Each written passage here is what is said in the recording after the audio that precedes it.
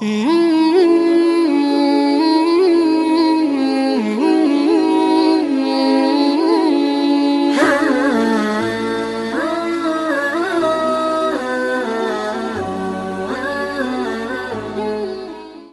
warahmatullahi wabarakatuh. Alhamdulillahilladzi arsala rasulahu bil huda wa dinil haqq liyudhhirahu 'ala dini kulli wa kafa billahi syahida. Asyhadu an la ilaha illallah wahdahu la syarikalah wa asyhadu anna Muhammadan 'abduhu wa rasuluhu alladzi la nabiyya ba'dah. Allahumma shalli wa sallim wa barik ala nabiyyina Muhammadin wa ala alihi wa ashabihi wa man tabi'ahum bi ihsanin ila yaumiddin. Amma ba'd. Senantiasa kita memuji Allah dengan pujian yang banyak, sebagaimana layak dan pantas untuk senantiasa kita sanjung dan kita puja sebagai satu-satunya pencipta yang tidak henti-hentinya mencurahkan nikmat-nikmatnya kepada kita, nikmat iman dan Islam, dan tentunya adalah panduan hidup. Diutusnya seorang nabi tiada lain untuk memberikan keselamatan, panduan agar kita selamat baik di dunia dan akhirat. Itulah nikmat terbesar kita. Dan mudah-mudahan kapanpun Allah mewafatkan kita, Allah wafatkan kita dalam keadaan iman, dalam keadaan Islam. Kemudian salawat dan salam semoga senantiasa terlimpah curah kepada baginda Nabi besar Muhammad sallallahu alaihi wasallam, keluarga beserta para sahabatnya, dan mudah-mudahan dijadikan kita sebagai umatnya yang insyaallah mendapatkan syafaatnya. Sekali lagi kita butuh syafaat Nabi sallallahu alaihi wasallam. Dan salawat yang kita lakukan bukan untuk kemuliaan beliau, ya. Tidak salawat pun kita tidak akan memberikan dampak apa-apa. Yang jelas innallaha malaikatahu yusholluna 'alan nabi. Ya, Allah memuji Nabi. Para malaikat mendoakan Nabi. Karena yang disebut salawat Allah kalau kata para ahli tafsir adalah pujian. Yang dimaksud dengan salawatnya para malaikat adalah doa. Seakan-akan wahai kalian yang di bumi, penduduk langit bersalawat kepada Nabi, maka kalian yang di bumi bersalawat. Jadi dari sekian banyak perintah-perintah Allah di dalam Al-Quran, satu yang paling berbeda, yakni perintah untuk bersalawat kepada baginda. Kalau yang lain kan wa atuz zakah, aqimus shalah, wajahidu fi sabilillah. Ini mah enggak. Sebelum memerintahkan, terlebih dahulu Allah menjalankan, terlebih dahulu para malaikat mengamalkan. Ya. Dan ketika kita bersalawat kepada baginda, hakikatnya tidak ada satupun makhluk, ya, kita manusia yang bisa bersalawat langsung kepada baginda. Tapi kita menyandarkan, mengharapkan agar salawat kita disampaikan oleh Allah kepada baginda. Ya Allah, sampaikanlah salawat. Nggak ada yang bisa langsung bersalawat. Kata para ulama, itu menunjukkan bahwa tidak ada yang lebih mengetahui tentang baginda kecuali Allah, tentang kemuliaannya. Tadi saya katakan, dan kemuliaan yang beliau dapatkan bukan untuk dirinya. Kemuliaan yang Allah berikan kepada dirinya bukan untuk keluarganya, tapi untuk kita umatnya. Likulli nabiyyin da'wah. Setiap nabi itu, ya, setiap nabi yang diutus itu punya doa khusus yang mustajab, dan mereka sudah menggunakannya ketika di dunia. Kecuali aku, kata Nabi, aku menahannya untuk umatku kelak di yaumul qiyamah. Maka man shalla alayya salatan wahidah sallallahu bihal asyrah. Siapapun yang bersalawat kepadaku satu kali, Allah berikan 10 kali rahmat untuk kita. Dan kita tuh butuh rahmat Allah Subhanahu wa taala. Maka kata Nabi SAW, satu jalan agar salawat kita disampaikan, perbanyak salawat di malam dan di hari Jumat. Aktsiru alayya minas shalah fi yaumil jumu'ah wa lailataha. Perbanyak oleh kalian salawat kepadaku di hari dan malam Jumat, supaya Allah menyampaikan salawatmu kepadaku. Alangkah bahagianya seorang hamba yang ketika masih hidup di dunia, tapi nama kita sudah tercatat di sisi baginda. Orang-orang yang senantiasa bersalawat kepada Nabi. Makanya ketika kita mengamalkan sesuatu tuh tahu Pak ilmunya, tahu fadilahnya, karena itu yang akan membuat kita istiqomah terus, continue melakukan amal. Kenapa ada orang yang sampai bisa ribuan dalam sehari bersalawat kepada baginda? Karena tahu fadilah, keutamaan yang dia amalkan. Kalau orang hanya sebatas ikut-ikutan, katanya yang nggak tahu dia paham ilmu dari apa yang dia amalkan, udah kadang plos kakolong bapak satar buleneng, hari ini dikerjakan besok kagak gitu. Kenapa ada orang yang bisa ratusan kali dia dalam sehari bersalawat? Ubay bin Ka'ab, seorang sahabat Rasulullah Shallallahu Alaihi Wasallam, dan beliau adalah salah satu sahabat yang mahir dalam Al-Quran, yang ketika bertemu dengan Nabi, kata Nabi, ya Ubay, wahai Abul Mundir, panggilan kunyanya, ya Abul Mundir, ayu ayatin fi kitabillahi ma'aka azam, ayat yang mana di dalam Al-Quran yang paling agung? Lalu para sahabat itu kan biasa, walaupun tahu juga Allah wa Rasulullah, saking ta'zimnya kepada Rasulullah sallallahu alaihi wasallam, walaupun dia tahu jawabannya, beliau menjawab Allah dan Rasulnya lebih tahu. Kata Nabi, bal ajib, jawab saja. Baik, akhirnya Ubay melakukan scanning, seret, gitu kan. Coba andai kita yang jadi Ubay bin Ka'ab dan hidup bersama Nabi, kira-kira ayat apa yang paling agung di dalam Al-Quran? Ayat apa, Pak? Malah pada merenung, ditanya bukan suruh merenung. Ya, kemudian Ubay melakukan scanning, ditarik, kemudian dia berkata, Allahu la ilaha illa huwal hayyul qayyum. Ayat kursi. Lalu Rasulullah sallallahu alaihi wasallam mengusap-ngusap dadanya, seraya beliau mengatakan, liyahnikal ilm ya Abul Mundir, semoga Allah menderaskan ilmu kepadamu. Kenapa? Kata para ulama hadis, Nabi memegang dadanya Ubay, tidak kepalanya. Karena di sini letak ilmu, Pak. Kalau di sini mah hafalan, ya. Di sini letak ilmu. Nah, Ubay bin Ka'ab, ya, datang kepada Rasulullah sallallahu alaihi wasallam terkait fadilah, keutamaan orang yang bersalawat.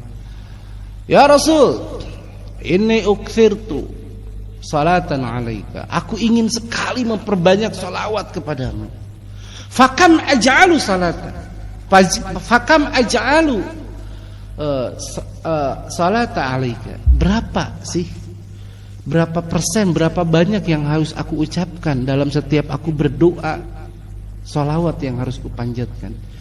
Jadi seakan-akan Ubay mengatakan, andai aku berdoa nih, berapa persen sebagian doaku yang kugunakan untuk salawat kepadamu ya Rasul?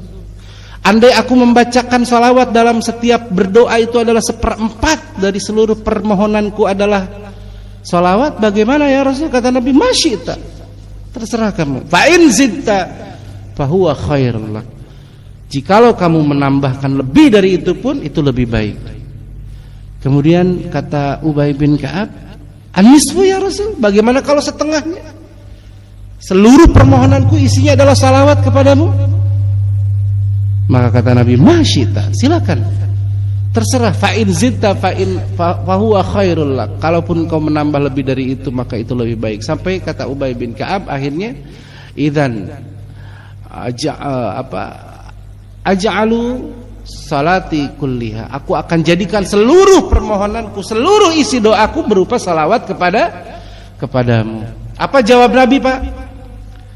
Kata Nabi SAW, idzan tukfa hammak wa yughfar laka dzanbak, semoga dengan sikapmu yang seperti itu, memperbanyak salawat kepadaku, Allah mencukupi segala hajatmu dan Allah ampunkan segala dosa-dosamu. Jadi pada hakikatnya orang yang sering bersalawat itu untung di dunia, untung di akhirat. Di dunia Allah cukupi segala hajatnya, dan di akhirat Allah ampunkan dosa-dosanya. Ya, makanya di antara fadilah keutamaan yang dicatat oleh Imam Ibnu Qayyim Az-Zawjiyah tentang keutamaan salawat, salah satunya adalah dicukupinya segala hajat. Makanya para ulama, ya, beliau tidaklah berdoa kecuali membukanya dengan salawat dan menutupnya dengan salawat. Karena orang yang bersalawat pasti, ya, sampai doanya diaminkan oleh Allah Subhanahu wa taala. Kemudian yang kedua, kata Nabi SAW, aqrabukum minni majlisan yaumal qiyamah aktsaruhum alayya minas shalah. Orang yang nanti kedudukannya dekat denganku di hari kiamat adalah mereka orang-orang yang memperbanyak sholawat kepadaku. Jadi beruntung tuh Pak, orang-orang yang diberikan kemudahan oleh Allah lisannya untuk senantiasa memperbanyak sholawat kepadanya. Baik, jamaah sekalian yang sama-sama mengharapkan ridha Allah Subhanahu wa taala, saya akan bacakan dulu hadisnya seperti biasa. An Mu'ad bin Jabal radhiyallahu anhu qala, nih hadisnya dari Mu'ad bin Jabal juga ini. Qala, dia berkata, qultu, aku berkata, ya Rasulullah, wahai Nabi Muhammad sallallahu alaihi wasallam, ya Rasul, akhbirni bi amali yudkhilunil jannah.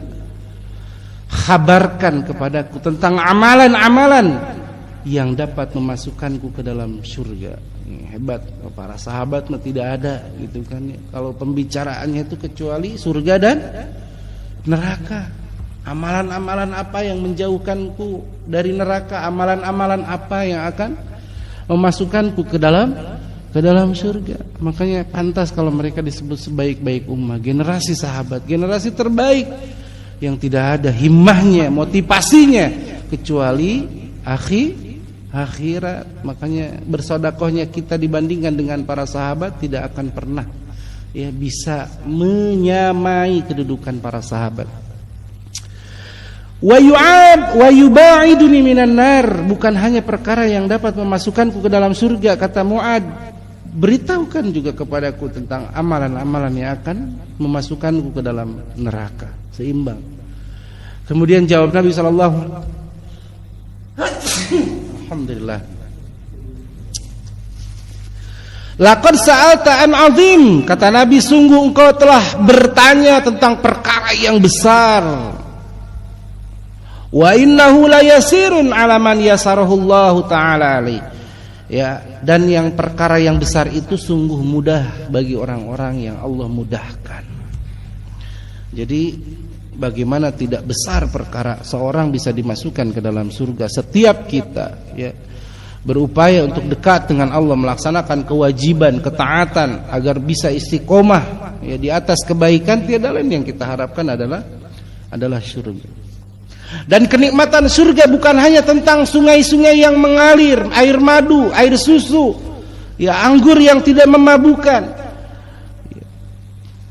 kerajaan yang bisa berlipat-lipat dibandingkan dengan kerajaan yang ada di dunia. Orang yang paling terakhir masuk neraka, masuk surga saja, orang yang terakhir keluar dari neraka saja, ya itu 10 kali lipat kerajaan yang ada di dunia. Bagaimana orang-orang yang mendapatkan surga Firdaus? Bagaimana orang-orang yang istiqomah dalam melaksanakan salat sunnah, yang mengikuti salat wajib, yang kata Nabi dari Ummu Habibah istri Nabi SAW, siapa yang istiqomah melaksanakan salat sunnah rawatib ya sebanyak 12 rakaat dalam sehari, qobliyah subuhnya 2, sebelum duhur 4, setelah duhur 4, asar enggak ada, setelah maghrib, setelah isya pas 12 rakaat. Ya, istiqomah sampai akhir hayatnya. Kemudian dia wafat. Ya, banallahu baitan fil jannah. Enggak ada balasan kecuali orang itu ya akan dijamin dibuatkan rumah di surga. Bayang, kita di dunia punya kafling yang mohon maaf beda dengan yang lain saja. Kita ada di huk Pak, bahagianya kan minta ampun ya Pak ya, senang. Ini bayangin orang belum dapat, kita sudah dapat. Salah satunya apa? Istiqomah Pak. Istiqomah itu memang berat, karena yang ringan istirahat gitu ya. Bahkan kata Nabi aja, istaqimu walam tuhsuh, istiqomahlah kalian, tapi yakin aku kalian tuh gak akan mampu untuk istiqomah. Makanya dengan kasih sayangnya ya Allah memberikan ampunan di setiap kali manusia melakukan dosa dan kesalahan. Kullu bani Adam khata, setiap kita itu gak bisa terhindar dari terlibat perbuatan dosa, dari kesalahan. Wa khaira khata'ina at-tawabin, dan sebaik-baik dari kalian yang ketika terlibat perbuatan salah, maksiat, dosa adalah orang yang bertobat. Kenapa Nabi mengatakan ittaqillaha haitsuma kunta wa atbi'i sayyi'atal hasanata tamhuha. Bertakwa kamu dimanapun berada. Tapi tahu kita nggak akan mampu untuk bisa bertakwa, istiqomah di atas ketakwaan. Ikuti perbuatan burukmu dengan perbuatan baik, niscaya perbuatan burukmu akan dihapus. Masya Allah, Maha baik Allah, Maha Rahman, Maha Rahim kepada kita. Ya, bahkan betapa seringnya masih diberikan nafas, masih diberikan rizki, masih diberikan nikmat tidur, ya. Bangun tidur lagi, gitu ya, kayak Mbah Surip. Kalau saya barusan mules Pak, makanya jadi telat. Cuman karena saya dulu di sekolah prinsipnya itu apa itu Pak? Lebih baik terlambat daripada tidak. Better late than never katanya gitu. Itu dalil orang kesiangan itu. Better late than never. Lebih baik terlambat daripada tidak. Gitu. Nah, memang untuk bisa seorang masuk ke dalam surga, bahkan di dalam Al-Qur'an diungkapkan Paman zuziha anin nar wa udkhilal jannah faqad faz. Barang siapa yang dimasukkan ke dalam surga, dijauhkan dari neraka, maka sungguh dia adalah orang-orang yang beruntung, orang-orang yang sukses. Faz, mafaza, itu orang-orang yang sukses. Dan kesuksesan tertinggi para penduduk surga adalah ketika dia mampu menatap wajah Allah. Kenapa wajah Allah? Ya Rabb yang senantiasa mengurus kita, memberikan rizki kepada kita, yang kita kejar dalam sholat malam kita kejar dengan tilawah dan sedekah kita. Wujuhu yawma idzin nadhirah. Dan di akhirat nanti ada orang-orang yang berseri-seri. Kenapa? Ila rabbiha nadhirah. Karena dia mampu menatap wajah Allah. Wa wujuhu yawma idzin basirah. Ada juga muka-muka yang bermuram durja. Enggak bisa, jangankan mampu menatap wajah Allah, malu dia. Memang ahli surga, tapi dia tidak diberikan kuasa untuk bisa menatap wajah Allah. Sekali lagi, ya, kenikmatan tertinggi bagi seorang hamba adalah ketika dia masuk ke dalam surga, dan kenikmatan tertinggi bagi para penduduk surga adalah ketika dia mampu menatap wajah Allah, Rabb yang selama ini memberikan rizki, memberikan nikmat tidak henti-hentinya, walaupun dosa dan maksiat seringkali kita lakukan kepadanya. Nah, kata Nabi, wa innahu la yasirun ala man yasarahullah. Dan ya, yang berat itu, yang agung itu, perkara yang tadi disebutkan oleh Nabi masuk surga itu memang berat. Ini menunjukkan, kata para ahli hadis, ya, menunjukkan bahwa untuk masuk surga itu tidak mudah. Berat memang, butuh pengorbanan, Pak. Untuk bisa kuat mendapatkan pahala yang luar biasa setelah sholat subuh yang disebut dengan haji dan umroh, bahkan sempurna haji dan umrohnya, Pak, butuh kekuatan. Kabayang di rumah udah ada cikopi, udah ada goreng pisang. Ini kudu duduk di sini, Pak. Kalau bisa itu mata diganjel, Pak. Berat, Pak. Tapi perkara yang berat itu, kata Nabi, ada orang-orang yang diberi kemudahan untuk bisa bermanja-manja, berhalwat dengan Allah, mencurahkan segala keluh dan kesah. Innama ashku bathi wa huzni ilallah. Ingat, orang beriman itu mengeluh, mencurahkan segala keluh kesah itu bukan kepada makhluk, tapi kepada Al-Khaliq. Lihat di surat Yusuf, innama ashku bathi wa huzni ilallah. Sesungguhnya aku hanyalah mengadukan segala kegelisahan dan kesedihanku kepada Allah. Semestinya begitu orang yang beriman. Ada saat-saat kerinduan itu memuncak di sepertiga malam, dia pengen bangun, melepaskan segala penat, mencurahkan segala kegundahan. Geus puguh hutang maloba, tara tahajud. Dari mana kita akan mendapatkan ketenangan? Sudah banyak cicilan, gak dekat dengan Allah. Gak banyak alasan doa, dengan segala kontroversi yang ada. Apakah itu dia buatan Israel lah dan sebagainya. Jangan suudzon, Pak. Naudzubillah, kita gak tahu. Udah amalan kita pas-pasan, suudzon lagi. Ya naudzubillah. Seharusnya seorang mukmin yang benar-benar cinta kepada Nabi, ngaku cinta. Ingat kata Nabi, ya, la yu'minu ahadukum, tidak beriman. Siapa? Ya, orang-orang yang tidak menjadikan saudaranya, ya, tidak mencintai saudaranya seperti dia mencintai dirinya. Dirinya ingin ibadah nikmat, tidur nikmat, makan nikmat gitu kan. Terus malah memfitnah kaum muslimin yang saat ini mohon maaf sedang dibantai oleh penjajah, jelas-jelas itu penjajah. Kan harusnya mereka tuh hijrah katanya. Nabi aja ketika periode Mekah itu kan dia enggak melawan. Nabi dan para sahabat itu karena ada perintah Allah, kufu aidiakum, jangankan disuruh perang, suruh tahan tangan-tanganmu, memang enggak boleh pada saat periode Mekah. Tapi ketika turun adzina lil ladzina yuqatiluna, diizinkan bagi kalian untuk berperang melawan orang-orang yang memerangi kalian. Ya, itu dipikir panjang secara logika lah. Kan Israel dengan persenjataannya, pasukannya aja, cadangannya aja 300.000. Ini ya berapa ekor demi Allah para sahabat ketika ada instruksi untuk berjihad. Bahkan Umar radhiyallahu taala anhu mengatakan, lan nuqatilu bil udud wala bil adad. Kami ini umat Muhammad itu ketika disuruh berperang, ya, enggak pernah perhitungan berapa jumlah musuh, berapa yang kita miliki, enggak. Perang-perang. Ini kadang dijadikan alasan katanya, harusnya mereka berpikir panjang, masa katanya membangunkan singa yang lagi tidur. Demi Allah, ya, enggak ada kerugian sedikit pun di kalangan orang-orang yang sedang berjuang di jalan Allah. In kuntum ta'lamun fa innahum ta'lamun kama kuntum ta'lamun. Ya, in takunu ta'lamun fa innahum ta'lamuna kama takunu ta'lamun. Jikalau kamu merasakan kesedihan, duka banyaknya orang-orang yang meninggal dunia, demi Allah musuh-musuh pun kata Allah merasakan duka, lara, kesedihan yang sangat luar biasa.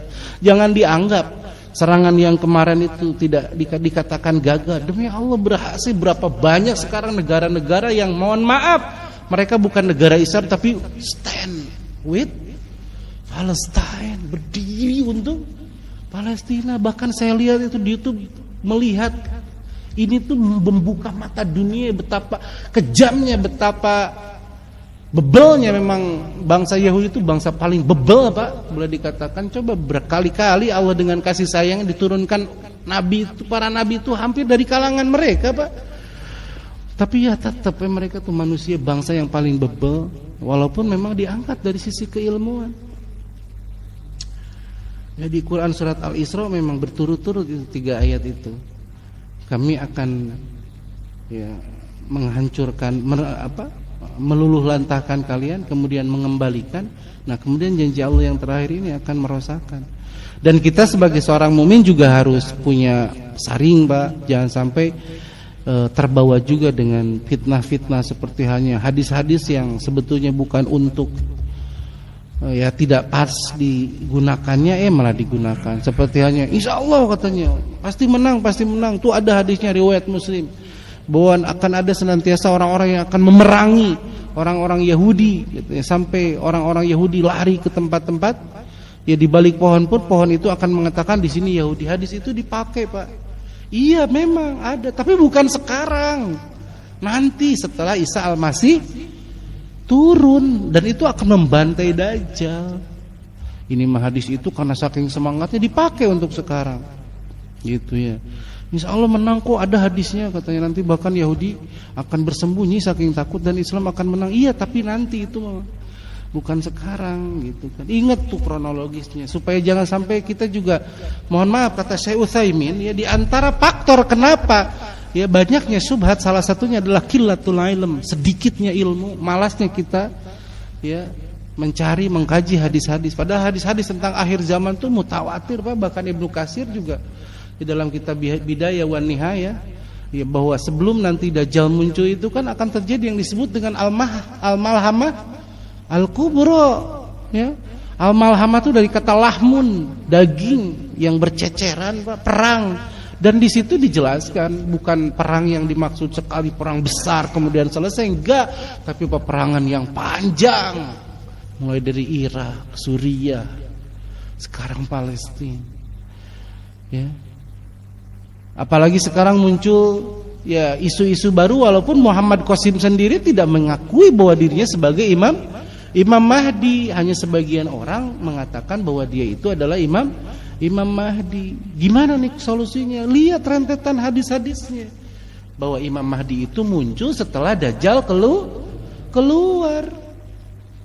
Bahwa nanti ketika Dajjal mengusir memberikan kerosakan di seluruh negeri kecuali Mekah dan Madinah, bahkan Madinah pun menghentakkan buminya sampai keluar orang-orang munafik, orang-orang yang di dalam hatinya ada kekotoran, jadi pengikut Dajjal.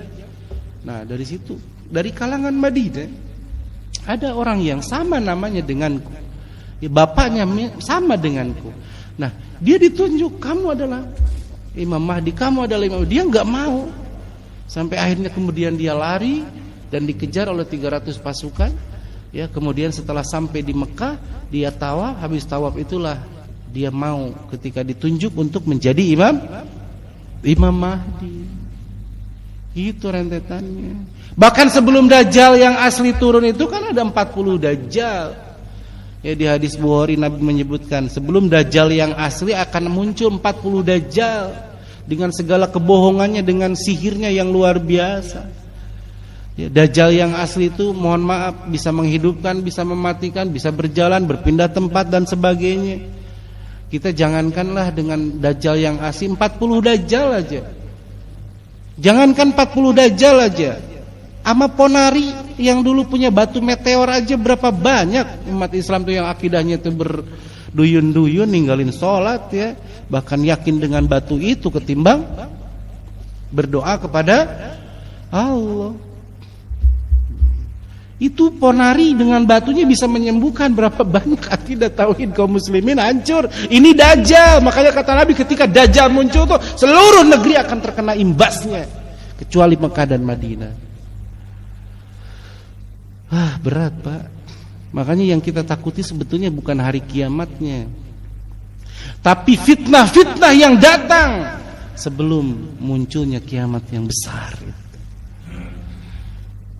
Gak ada jalan kecuali terus tingkatkan amal soleh dan ketauhidan kita, iman kita, Pak. Jangan sampai ada isu-isu kita mudah terbakar emosi. Oh, dia masih dia jelas-jelas. Teman saya yang 7 tahun bersama, cuman ada intel nggak di sini nih?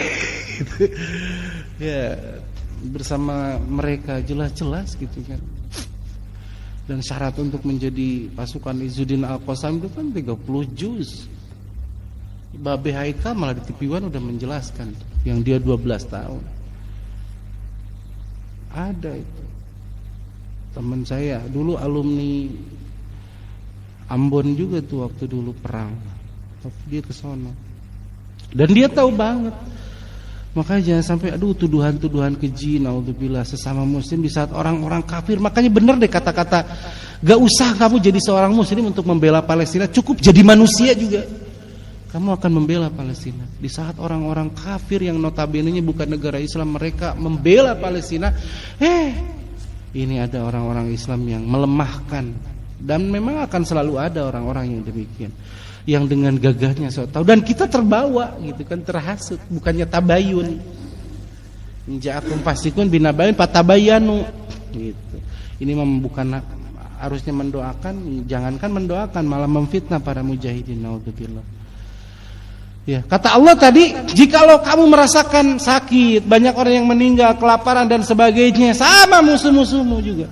Dan akhirnya dengan makar yang dibuat, andai pun mereka misalkan benar itu buatan Zionis, itu Hamas, wa makaru wa makarallah, udahlah, Allah juga punya makar. Ketika mereka punya makar, Allah juga punya makar. Setidaknya ini dunia sedang tertuju kepada mereka. Ya, betapa biadabnya gitu kan pembantaian yang dilakukan oleh orang-orang Zionis laknatullah alaih. Gitu. Saya kadang gemes kalau udah ngomongin kayak gitu. Ya, setidaknya kita yang bisa diperbuat ya doa. Andai di padang mahsyar nanti ditanyakan, apa pedulimu terhadap kaum muslimin yang mereka dibantai, yang setiap anakku mana arah, mana ini, apalagi kita. Yang jelas pemimpin kita saat ini saja stand with Palestine. Ini ada tuh orang-orang yang oten tuh udah jelas di sana aja diludahin sama orang-orang Yahudi. Di sini malah pada ngebela di media sosial. Ya, pada ngebela orang-orang otennya. Padahal jelas presiden kita aja membela berdiri untuk Palestina. Ini ada orang-orang yang non muslim ya oten itu nyebut Kristen, saya nggak tega. Itu di media itu gencar banget gitu kan untuk membela Israel. Yang jelas kalau Papua Maya mereka dengan bangganya mengibarkan bendera Israel. Padahal si yang salib itu ustadznya itu apa? Ya, kami bahkan sampai detik ini masih memegang piagamnya Umar bin Khattab. Karena selama 1117 itu ya sampai kepemimpinan Salahuddin Al-Ayyubi itu Palestina itu negeri yang aman Pak, tentram dengan segala macam agama. Karena itu atas piagam Umar bin Khattab radhiyallahu an Allah wariskan kepada kaum muslimin, silakan ya hidup berdampingan orang Kristen di gereja, Yahudi di sinagog, kemudian orang Islam di masjid. Damai ketika 1484 itulah ya, setelah Yahudi di mana-mana termasuk pembantaian oleh Adolf Hitler yang kata Hitler, seandainya aku ingin menghabiskan orang-orang Yahudi bisa saja, tapi sengaja kusisakan mereka agar kalian tahu kelakuan orang-orang Yahudi, kata Hitler. Ya, atas pembantaian tersebut orang-orang Yahudi nyari suaka ke sini nggak ada yang nerima. Palestine sok welcome, silakan. Kan tulisan besarnya juga jangan putuskan harapan kami sudah dibunuh sama orang-orang Eropa, orang Jerman dan sebagainya.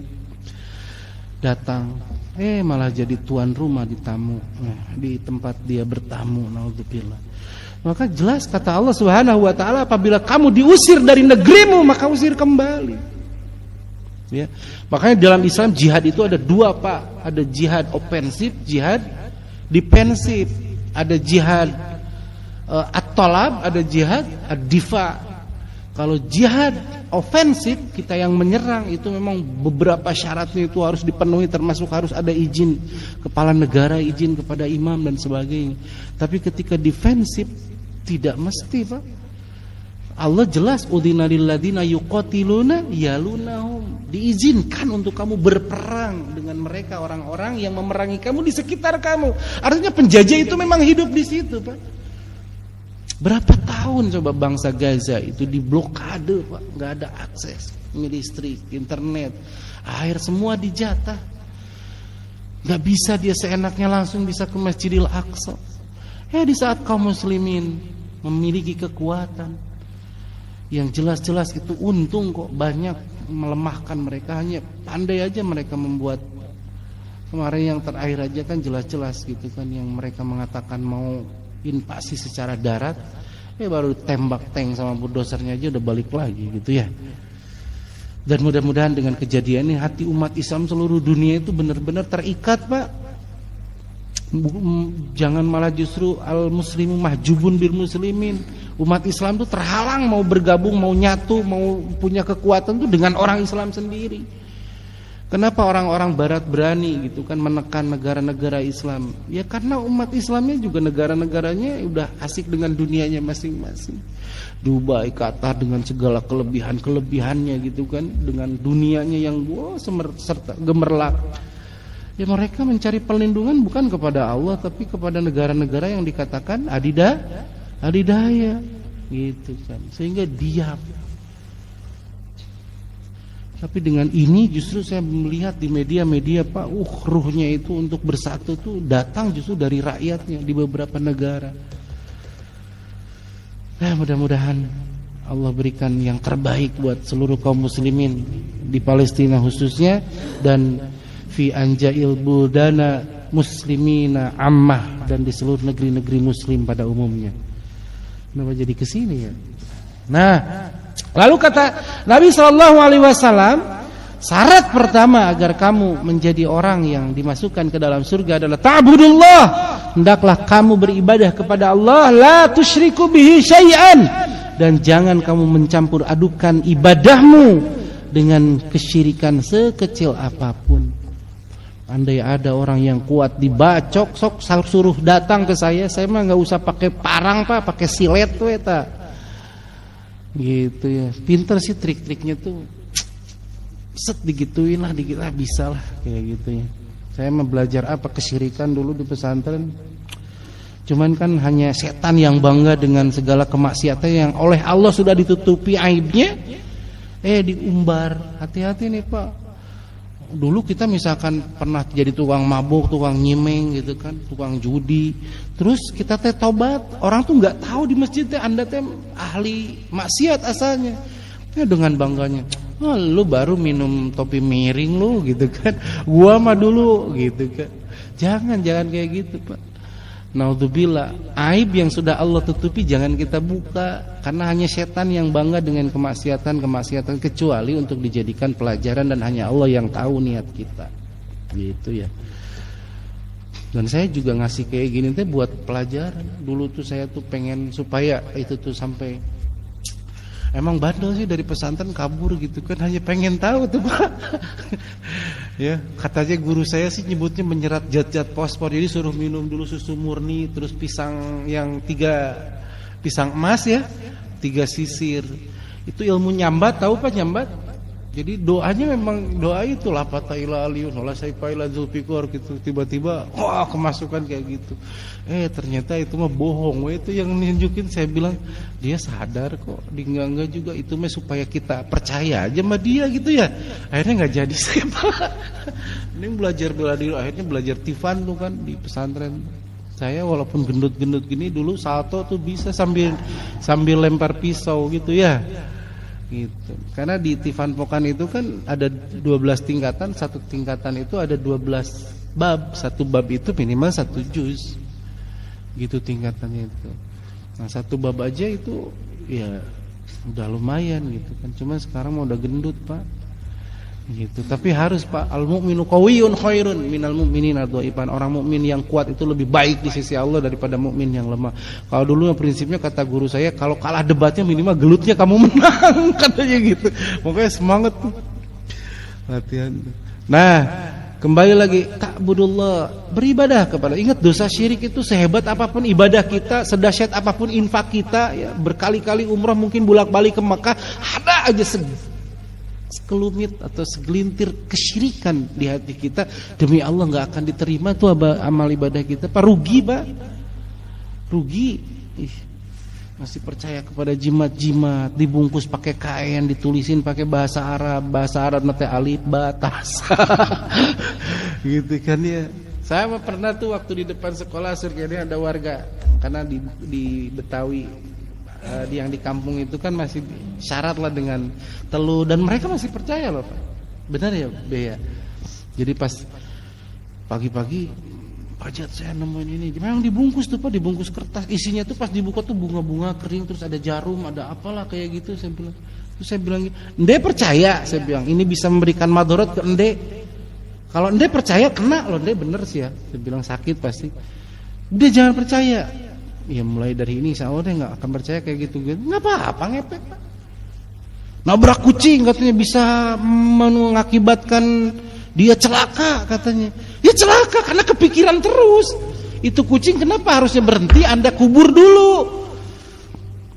Ini malah lagi darurat gitu kan, nabrak kucing, berhenti Pak. Saya bilang, Pak, Bapak yakin nggak ini selamat? Yakin, ya udah jalan aja. Orang kita buru-buru gitu kan, kecuali ya memang kita santai dan sebagainya, kubur dulu. Kenapa banyak orang habis nabrak kucing celaka? Ya karena kepikiran dengan mitos bahwa orang yang nabrak kucing celaka. Gitu. Apalagi Pak, sering kerenyut-kerenyut di mata, katanya itu mau ada yang nabok gitu ya. Ada kupu-kupu, awas itu tatoyur loh Pak, jangan percaya. Hati-hati ketika itu nggak pernah kita tobati, terus terbawa mati. Kullama ulqiya fiha faujun sa'alahum khazanatuha alam yatikum nadhir. Dalam neraka itu malaikat bertanya, bukankah dulu ada seorang pembawa peringatan mengingatkan kepadamu mana syirik, mana ibadah, mana tauhid, mana yang hak, mana yang batil? Kenapa kamu dilemparkan ke dalam neraka? Malaikat tuh nanya nanti kita. Jangan kan di akhirat, di alam kubur aja kita ditanya, Pak. Kecuali pakai kain kafannya yang sudah compang-camping. Katanya malaikat juga nggak bakal nanya. Pas mau nanya, oh ini mah orang lama. Saya bilang udah aja pakai daun biar pas nanya malaikat, oh nggak jadi nanya, ini mah lemper katanya, ya gitu ya, atau lontong. Nggak gitulah besti, gitu ya. Pasti kita akan ditanya. Nah, setiap kali dilemparkan ahli neraka, ditanya oleh malaikat, bukankah dulu teh sering ngaji? Bukankah nanti ada seorang yang diutus kepadamu dulu ketika di dunia untuk menyampaikan hak, menyampaikan kebenaran? Dasar manusia gitu ya. Datang ke kuburan mbah minta jodoh, kata si mbah, dulu kakek waktu meninggal itu si nenek dinikahin sama orang, bapak nggak bisa apa-apa. Jangankan ngasih jodoh kepada kamu ya. Nenek ditinggal mati aja, nenek nikah lagi, saya nggak bisa apa-apa gitu. Jadi harus cerdas lah. Udah tingkatkan apalagi di zaman penuh fitnah ini, udah tingkatkan keimanan terus. Kalau bisa ada waktu-waktu baca tuh ilmu-ilmu tentang ya entah itu tauhid gitu kan, atau hadis, setiap hari dibaca deh. Kalau baca Al-Qur'an minimal sama artinya gitu kan ya, biar nggak terbawa. Makanya kita selalu diperintahkan oleh Nabi di setiap kali salat, di akhir sebelum salam, Allahumma inni a'udzubika min adzabi jahannam wa min adzabil qabri wa min fitnatil masiihid dajjal al-mahya wal mamat wa min syarri fitnatil masiihid dajjal, dari kejahatan ya fitnah dajjal, naudzubillah.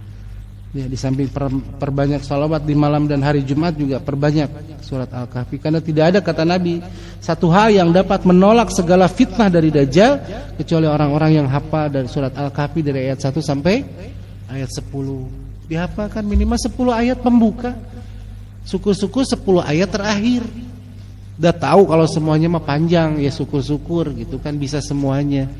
Tapi minimal kata Nabi, barang siapa yang menjaga menghafal 10 ayat pertama surat Al-Kahfi, maka dia akan dihindarkan, akan diberikan cahaya, ya diberikan cahaya, bahkan dihindarkan dari fitnah ad-dajjal. Ya. Apa awalnya Pak surat Al-Kahfi? Alhamdulillahilladzi anzala ala abdihil kitaba wa lam yaj'al lahu iwaja. Gitu. Ya. Dihafal Pak, nggak apa-apa 1 bulan 1 ayat, tapi ngolotok bener-bener Pak, dihafalin. Atau siapa tahu Allah teh nyabut nyawa kita di saat kita sedang bersungguh-sungguh ingin menghafalkan 10 ayat surat Al-Kahfi. Jangan saya mau udah tua jadi imam kagak. Ini mah untuk diri kita, untuk bekal kita, sebagai bentuk cinta kita. Masa bodoh nanti ketika kita mati mah orang nggak akan ada yang memberikan pertolongan di alam kubur. Amal kita buat kita. Yuk Pak, semua yang hadir di sini insya Allah pulang dari sini walaupun saya ngapalin 1 ayat seminggu susah, paksakan Pak. Allahumma paksakan gitu ya. Insya Allah kalau sudah terbiasa nanti jadi biasa. Minimal pulang dari sini hafalin Alhamdulillahilladzi anzala, baca ngapalin Al-Qur'an tuh gitu caranya. Baca aja 5 kali minimal. Alhamdulillahilladzi anzala ala abdihil kitaba wa lam yaj'al lahu iwaja, segitu dulu. Alhamdulillahilladzi anzala ala abdihil kitaba wa lam iwaja. Baca lagi alhamdulillah sampai benar-benar pas ditutup mata teh tulisannya teh membekas di ingatan, baru tutup mata. Masih lupa lagi, buka lagi 1 ayat aja 1 hari. Insya Allah 10 ayat. Di pertemuan keempat nanti saya teh bapak teh udah pada pede, saya udah hafal, mau dites gitu kan ya. Itu mah TOPBGT. Ada bukti nyata ngaji teh Pak. Bukan hanya pas ditanya teh, "Ayah, tadi pengajian ya jelasin apa itu Ustaz?" Biasa nyuruh kepada yang ma'ruf, mencegah kepada yang munkar katanya gitu. Minimal Pak pulang dari sini insya Allah sebulan inilah kita hafal 10 pertama surat Al-Kahfi. Ya. Siapa tahu ini teh benar-benar akhir zaman. Karena kata Nabi, sesungguhnya diutusnya aku, ya dengan datangnya hari kiamat itu kama baina salatil asri ila ghurubi syamsi. Diutusnya aku zaman 14 abad yang lalu, dengan datangnya hari kiamat itu jaraknya tinggal seperti antara asar dengan Maghrib itu Nabi ngomong 14 abad yang lalu, masih asar, sekarang mungkin udah 5:30. Gitu ya, udah mau maghrib. Bisa jadi gitu kan. Banyaknya perempuan dibandingkan dengan laki-laki gitu ya. Pembunuhan ya. Al-fahisha merajalela, ini bisa jadi isyarat dari Allah Subhanahu wa taala untuk kita, udah saatnya kita kembali kepada Allah. Saatnya kita benar-benar ya taat, apalagi kita yang sudah di atas 40 tahun, udahlah. Kita tuh udah diberikan nikmat hidup yang sangat luar biasa. Tinggal sisanya ini. Andai misalkan Nabi 63 tahun, 23 tahun tuh enggak lama, Pak. Kita umur sekarang misalkan 50 tahun aja kayaknya teh baru kemarin aku petak umpet dengan teman-teman teh. Nah ini coba bayangin 23 tahun itu gak lama, kita tuh akan bertemu dengan kematian itu, dan kita semua pasti akan meninggalkan orang-orang yang kita cintai. Suka atau gak suka, disadari atau tidak, kita tuh sedang berjalan menuju Allah. Hanya kadang setan tenang ya. Dalam hati kamu masih lama, tenang, masih lama. Walaupun ada orang-orang yang saya lihat istiqomah tuh, setiap kajian ada, setiap subuh ada. Subhanallah, mudah-mudahan Allah berikan keistiqomahan sampai kapanpun Allah mewafatkan dia, Allah wafatkan dia dalam keadaan husnul khotimah. Dan jangan pernah, Pak, kita teh hanya gara-gara misalkan kita ahli masjid terus nggak enak dengan ucapan teman, dengan ucapan saudara, tiba-tiba kita lari dari masjid, jauh dari masjid. Ingat, hanya setan yang tidak akan pernah membiarkan manusia nikmat untuk jadi orang-orang masjid. Karena orang-orang yang memakmurkan masjid itu luar biasa dahsyatnya. Innama ya'muru masajidallah man amana billah. Sesungguhnya hanya orang-orang yang beriman kepada Allah, mereka yang akan mau memakmurkan masjid-masjid Allah. Nah, itu yang pertama, jangan sekali-kali berbuat syirik. Dosa yang lain Allah ampuni, tapi tidak dengan dosa syirik. Innallaha la yaghfiru ayyushraka bihi wa yaghfiru ma dzuna dzalik. Dosa syirik Allah tidak akan pernah mengampuni. Kemudian wa tuqimus shalah wa tu'tiyaz zakah wa tasumu ramadan wa tahajjul baita.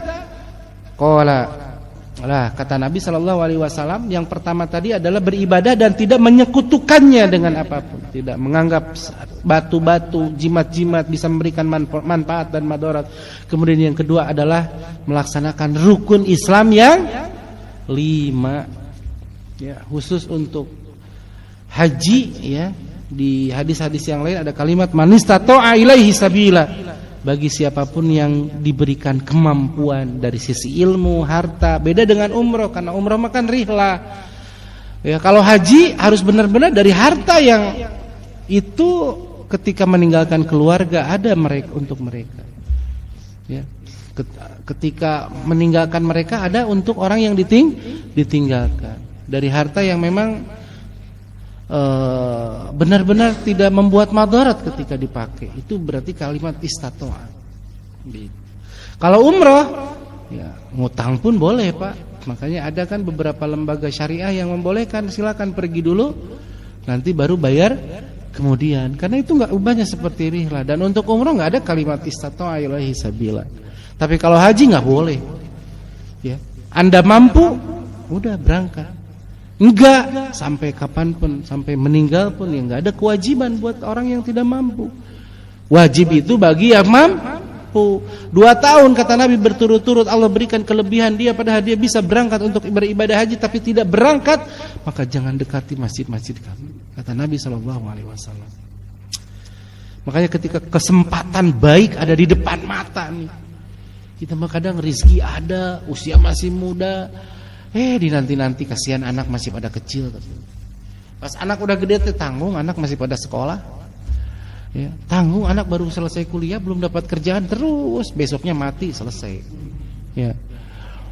Ketika ada kesempatan baik di depan mata, kata para ulama, orang yang menunda-nunda kesempatan baik itu 3 hal minimal. 1, dia akan menjadi orang yang terakhir kali melakukan kebaikan itu. 2, dia akan menjadi orang yang tidak jadi melakukan kebaikan itu karena banyaknya urusan.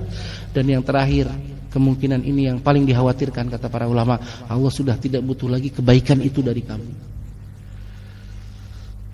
Padahal bergelimang dengan harta tapi tidak berhaji, naudzubillah. Jangankan haji, untuk umroh aja tidak ada kerinduan untuk datang berziarah, yang kata Nabi berkunjung ke 3 masjid. Masjidil Aqsa, Masjid Nabawi, masjidku, dan masjid Makkah Al-Mukarramah Baitullah yang pahalanya 100.000 kali sholat di masjid biasa, yang ketika sholat di Masjid Nabawi 1000 kali, yang ketika sholat di Masjid Kuba bersuci dari hotelnya, bersuci kemudian dia sholat 2 rakaat sama pahalanya dengan umroh. Ya, makanya umroh itu mahal memang karena sebanding dengan pahala yang bisa diraih. Gitu, dengan pengorbanan waktu luang, mengorbankan pekerjaan, meninggalkan negerinya gitu kan. Karena memang besarnya pahala yang bisa didapat. Ada kesempatan berangkat, Pak. Jangan ditunda-tunda. Nah, rukun Islam yang 5 dan beribadah kepada Allah dengan tidak mensekutukannya dengan Allah sedikit pun. Sampai jam berapa ini, Pak? Suruhnya berapa menit lagi? 1 menit lagi. Oke, saya 1 menit lagi. Lalu kata Nabi, "Ala adulluka ala abwabil khair?" Wahai Mu'ad. Jadi Nabi ketika ditanya satu hal oleh Mu'ad, ya, tunjukkan aku amalan yang dapat memasukkanku ke dalam surga. Kata Nabi, beribadah jangan syirik. Dijelaskan rukun Islam yang 5. Kemudian kata Nabi, Mu'ad, maukah aku tunjukkan kepadamu segala pintu-pintu kebaikan? Nah, Pak, dari sekian, udah gak apa-apa, dari sekian banyak ibadah yang oleh Nabi dikategorikan sebagai pembuka pintu kebaikan, artinya ketika kita melakukan ibadah ini, itu akan membuka peluang amal-amal yang lain. Dari sekian banyak ibadah hanya 3 yang oleh Nabi disebutkan as-shaumu junnah, di antaranya puasa. Nah, ini pentingnya kita belajar hadis. Yang dimaksud puasa di sini jelas puasa sunnah. Kata para ulama hadis termasuk di sini pensyarah, ya, karena tentang puasa wajib sudah dijelaskan di kalimat tadi sebelumnya di rukun Islam yang 5. Tapi kenapa di sini Nabi menyebutkan lagi tentang saum? Maka yang dimaksud adalah puasa-puasa sunnah. Kemudian sedekah. Kemudian yang ketiga adalah salat seseorang di waktu malam, yaitu salat tahajud. Insya Allah orang kalau sering saum sunnah, ya, kemudian sering sedekah, ya, kemudian sering tahajud, insya Allah hidupnya teh berkah, Pak. Atau minimal enggak 3-3-nya teh kita jadi ahli tahajudnya lah, yang lebih ringan dan lebih murah gitu kan ya. Karena kalau jadi ahli sedekah kayaknya kita teh banyak cicilan masih gitu kan, misal gitu kan ya. Kalau jadi ahli yang pertama ahli puasa, aduh saya teh sekalinya puasa sunnah gitu. Kalau yang bukan yang wajib mah kadang susah gitu ya, langsung suka kambuh mah teh gitu kan. Atau minimal lah jadi ahli tahajud. Pilih salah satu, Pak, dari 3 ini. Insya Allah kalau orang sholat malamnya dijaga, dia akan mampu menjaganya. Loh, malu banget mau maksiat ya, malam saya tahajud, merintih, berdoa, nangis. Sekarang mau maksiat enggak jadi Jadi pembuka pintu-pintu yang lain. Apalagi kalau puasa, Pak, jangankan puasa sunnah, puasa wajib, puasa sunnah aja.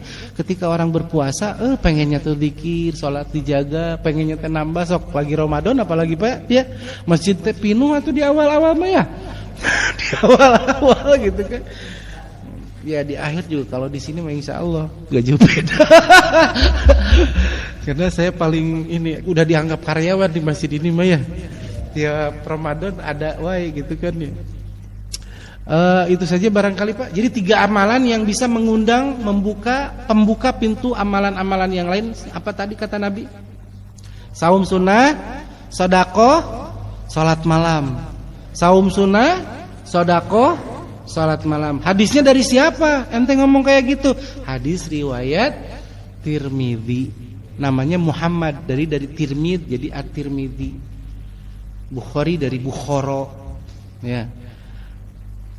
Saya dari Tasik, At-Tasiki gitu. Saya juga sebetulnya harusnya LC, Pak, lulusan Ciketing. Gitu. At-Tirmidzi dari jalan sahabat siapa? Mu'ad bin Jabal. Jadi ngomong teh cobalah sekarang berdasarkan ilmu. Jadi kalau ada yang nanya teh, ini mah ada ser-seran langsung gitu teh, langsung gampang share. Padahal kita nggak tahu itu teh sumbernya dari mana. Dulu apalagi saya adalah pemegang kunci pintu Ka'bah. Sebarkan 10 pesan ini, kamu akan mendapatkan keuntungan yang luar biasa. Pret itu. Dan sekarang juga banyak tuh di media sosial, Pak, di media sosial yang itu latah itu ngebagi-bagiin itu tentang Muhammad Al-Qasim aja.